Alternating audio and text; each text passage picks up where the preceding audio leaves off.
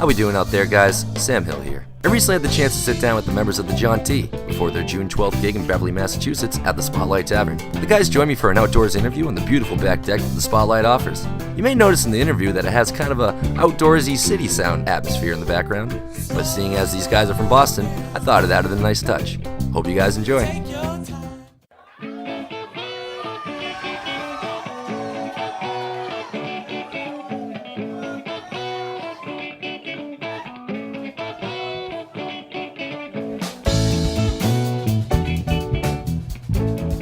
Alright, I'm here with the Jauntee, rock and roll band based out of Boston, Massachusetts. They play a wide variety of genres, including rock, funk, jazz, bluegrass, and more. Do you guys just want to go down the line and introduce yourself, what you play?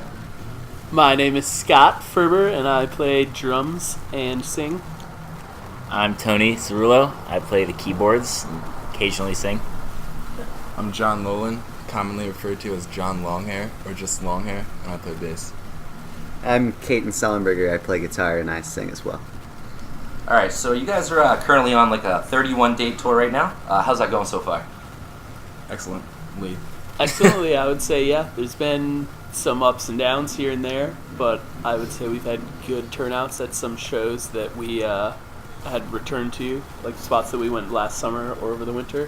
What were some of the better spots you guys have hit so far? Cincinnati. Yeah, Cincinnati, Louisville. Louisville was sweet. Louisville, or some of the lower lights, would you say? Cleveland, Binghamton, New York. Pretty much everything you'd expect. Yeah. What do you think the reasons are for the lower shows? Poor life decisions. Some of the spot, like we just sort of had days to fill in between shows, so we had to get shows really anywhere we could. Kind of like last second So things. yeah, or just to fill in between like bigger cities. So like places like Binghamton, there's like no scene there really, or there's no one really there. Are those like new areas for you guys? Yeah, we've Yeah. been to Binghamton twice. We just went for the first time in January, or February or something. Alright, so I'm going to ask you guys, what are some of your influences? How long you guys been playing your instruments? When did you just go down the line? I've been playing drums for since I was in 5th grade, so like 16 or 17 years, I guess. Influences would be Billy Martin is a big influence on drums, as well as John Fishman. Those are two big drum influences. What are you, Tony? I've been playing for almost 6 years now, and I'd say nowadays I mostly listen to a lot of Herbie Hancock, a lot of John Medeski, of course like Paige McConnell, Brent Midland, Keith. The classics are definitely a huge influence on me. My bass influences are Phil Lesh, Mike Gordon, Flea, Jaco Pastorius. How long have you been playing bass for? I've been playing bass for about 3 years seriously, but I've been playing guitar for about 11 years. Oh, so you kind of switched over? Yeah. Like a rock Primarily and for type. the Jauntee. Nice. I've been playing for 18 years. 18 years. And my biggest influences are probably Jerry and Trey. And I've been getting more into the jazz scene recently, Schofield and Pat Metheny, George Benson, that kind of stuff. Nice. Alright, so you guys are from Berkeley, right? You guys all came out of Berkeley. Just me and Scott, actually. Just you and Scott? Yeah. That's something I didn't know. Where did you guys go? Graduated from UMass Boston this year. Oh, congratulations. Yes, thank you very Nice. much. English degree. Yeah. Yep. I went to the National Aviation Academy for aviation maintenance, not pilot's license. How did you guys all end up meeting then? Well, I actually met John a few years before I met Scott, and we played music together. He What played year was guitar. that? I guess. 09. Yeah, 09. And then I met Scott when I went to Berkeley in 2010, and John moved up a little while later, and we met Tony because he was a little fanboy. Yeah, I was a fan of the Jauntee. Oh, when yeah. they had their old keyboardist. I think I remembered him briefly, but maybe not. I don't think I was there. Yeah. I do remember Orange Hat. Yeah. Sal, right? Yeah. Do you remember Orange Hat? That period. He's not with us anymore. Did he write Guy? Part 1? Yeah, he was the guy part 1. That was Did. him. Yes. Was there ever a part 2? There was not. He wanted one to be. Yeah. I think. Maybe I'll write one. Yeah. Sal would be pissed. Yeah. Yeah. Guy part 2. So you guys all aren't from Boston, obviously. Where are you from, Scott? I am from Minnesota. Minnesota. How did you end up out here? Going to Berkeley. You going to Berkeley? Yep. Any reason you picked Berkeley? Just I knew I wanted to go to school for music. Berkeley's the best, or one of the best. Tony, you're like the only. Yeah, I'm the only asshole around here. asshole. We're gonna represent it here. Yeah, you know. Yeah, I lived in Gloucester for like my high school career. That's where I discovered music, actually. So. North Shore guy. Yeah. Very nice. I'm from Old Bridge, New Jersey. Jersey guy. I'm from Gettysburg, Pennsylvania. Historical place. I was just gonna let you say it. Alright, so Enjoy the Ride came out 2012, right? Late 2012-ish, correct? Recorded in April of 2012. Okay. Is there a new album possibly coming down the line in the works? It's been about a couple years now, maybe? Nothing Going on? full length, but we've talked about maybe going into the studio for a couple tracks, Yeah? freshen up the electronic press kit a bit. Very nice. Anything in the songwriting process has like changed since like some of the, because Enjoy the Ride is a lot of your earlier material more so, and now you guys say you're gonna go back and recording some new stuff in the studio. Has anything changed songwriting wise? Well, we've definitely always had like a collaborative aspect, but then there's also times where somebody will write pretty much everything for a song and just add little things at the end. But it'll probably become a little bit different coming up soon, since we'll all be done with school and we'll all kind of have equal time to put into the process. Scott wrote a lot of music in the first couple years, and hopefully we'll all start contributing the same amount and have a bunch of stuff. Looking forward to it. Well, I went to the internet and I got some fan questions for you guys boy. from Facebook and also from Fantasy Tour. 'Cause that's just fun, right? Yeah. So, all right, this first question's from Garth Vitalik in Beverly, Mass. So, what is the last album going down the line individually that you guys listen to? And like, what do you guys got in your CD player or on your? Do you guys even have CD players anymore? The last full album we all listened to together was Elton John Greatest Hits. It's true. And that's true. Well, I don't have a CD player or a car. Yeah. So the most of the listening we do is in the car with Yeah. each other. Okay. Yeah. Elton John Greatest Hits. That was the last Yeah, one. Greatest Hits. In my car, I kept Paul Simon Rhythm of the Saints for the past like 3 months and just listened to it like every day in the car. Nice. Same deal with you. Yeah. Group car listening. Yeah, group car listening. All right. What's your? I'm just asked. What's your favorite song off that Elton John? I'd say Hits. Your Song. Yeah, I'd say Your Song. I agree with that. Off what album? What do you The mean? Elton John's Greatest Hits. Oh. I'm a sucker for Crocodile Rock. What can I say? Crocodile Rock. I'm gonna have to go with that. A Band Divided.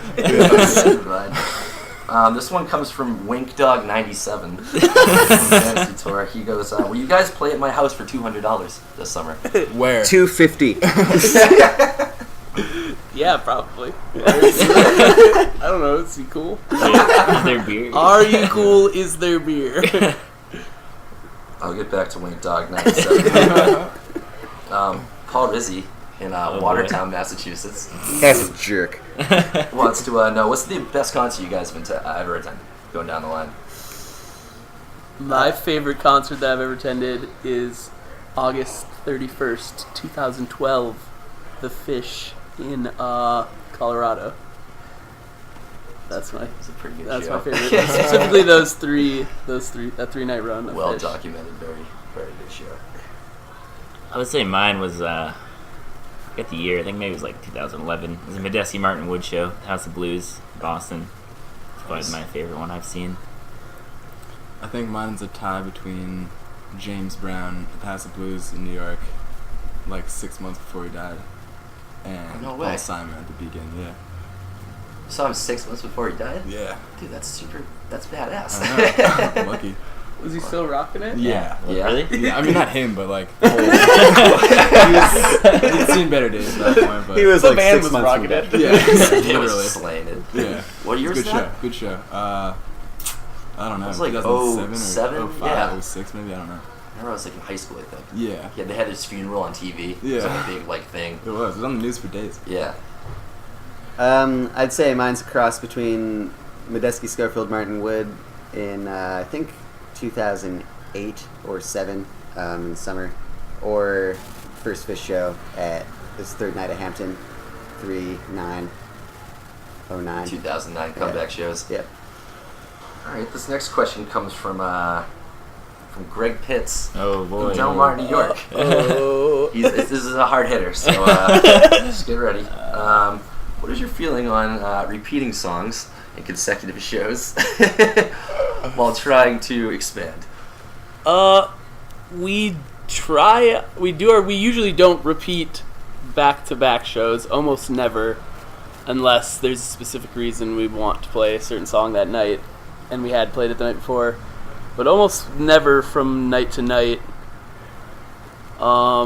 Sometimes we try to if we do repeat songs, it'll be because we're on tour and we don't want to play the same songs in the venue that we were last time we Right. had a venue or something like that. And I'd say it's definitely important to us for set lists to look different night to night. So Right. that's. Well, I mean, it's a lot of it conscious has effort. to, you guys are probably hitting new markets, and you got to get the new markets familiar to your base songs Right. as well. Exactly. Right? Exactly.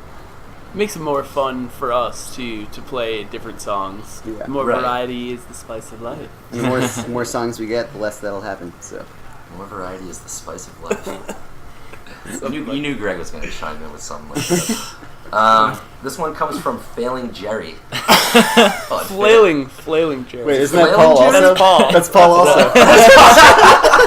Well, ask away. Get you from All all. right, you guys all ever agreed, as a group, on a favorite show that you guys have had? You guys been and if so, give us some dates so we can The go one down. on Jauntee, we all were pretty pumped afterwards. Yeah. Yeah. The second Yeah, Jauntee show. It has since high. lost its yeah. We were. We all lost like its appeal. Cincinnati this past tour. Yeah. So keep Cincinnati, an eye out yeah. for that tape. Once Yeah. it comes Cincinnati out. Hot Show. Yeah. Louisville as well. Louisville's Yeah, pretty those good, are too. my two favorites Yeah. of this past tour. Louisville and Cincinnati. It all blurs together, kind of. Which Yeah. were also the best turnouts and best crowd a correlation response there. wise. So Yeah. I think one of the crazier shows you guys did was that Tampa show where you did just the whiskey, the hour whiskey Oh one set. yeah, that's Coffee house. That's a fun one. Yeah. that's fun. I'd say I've listened to that the most Yeah. of our own music. Yeah. Chris Collins, co-owner of Filth Fest Productions. Not to name drop or anything. He wanted to ask you guys all individually, do you guys have an individual song that you like playing the best? Ooh, that's a good one. That's a good one. I like playing the newest material the best in general. I just have the most fun playing It's new fresh. songs that we write because we've never really jammed them before. Currently, I like playing Excelsior, which is a new song, the best.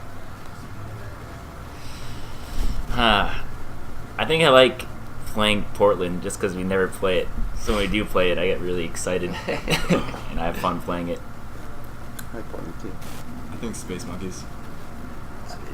I think I really like the Old Thompson One Too Many Yeah. situation. Yeah, One Too Many is another one. There's a lot of That's possibilities that we don't explore a lot, but I every agree. once in a while we do, and it turns out pretty well usually. All right, this one comes from Jim Coolbreeze Donlin, also from Beverly, Mass. He goes, "Why can't penguins fly?" Well, it's really an evolutionary thing. And you don't really want me to get into it. I could go on for hours. I don't really know how to follow that up. All right, Because well, I broke their wings. Yeah, I mean, Fat. because that's what I was gonna say. They're They just don't not- want to they're- fly. Because they can Oh, man, slide on Paul's their stubborn. tummies. They can So slide on they their can tummies. Why swim. travel They can in the swim. air? when No you can need to just fly glide? if you can slide on your tummies. It's true. It's like the Mario Kart level. Exactly. It's a good level. They look like they're having a lot of fun. Well, that's all I have for you guys. I want to thank you guys for joining me on this interview. Thank And, you, Sam Hill. Thank good you, luck on you, the Sam rest of the Hill. tour. Thanks, bud. And please play Willbot tonight and piss off Willie. Oh. 'Cause, yeah, fuck you, Willie. Fuck you, Willie. Willie. Jauntee out. man. Thank you, guys. That's More fun than every other interview we've done. Yeah. Last week.